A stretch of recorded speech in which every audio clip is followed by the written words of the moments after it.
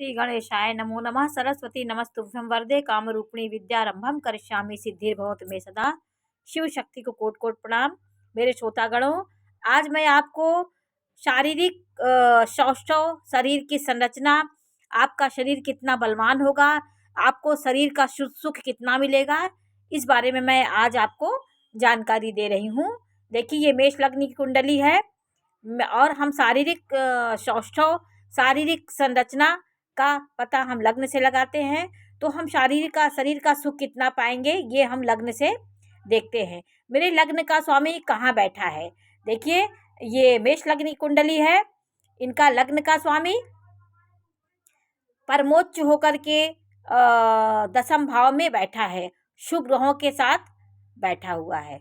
तो इस व्यक्ति का लग्न शरीर बहुत मजबूत होगा और पराक्रमी, साहस, सेना प्रबंधन क्षमता और बहुत ही मजबूत होगा।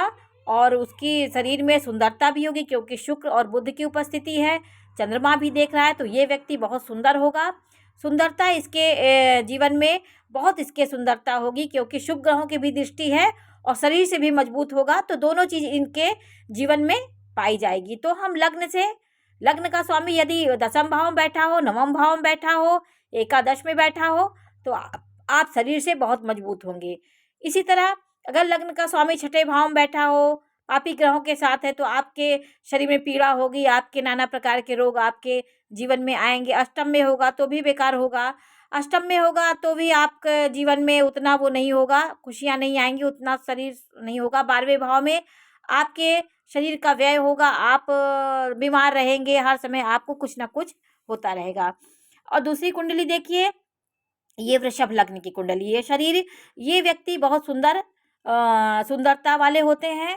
वृषभ लग्न शुक्र का राशि होती है, इनकी राशि शुक्र होती है।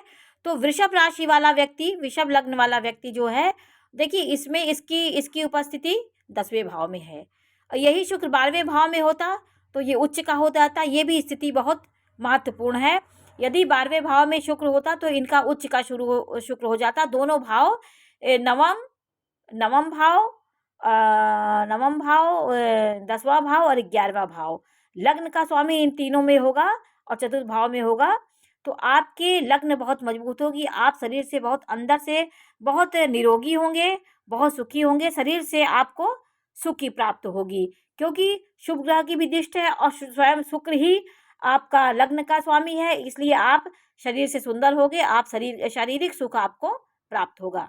नमस्कार।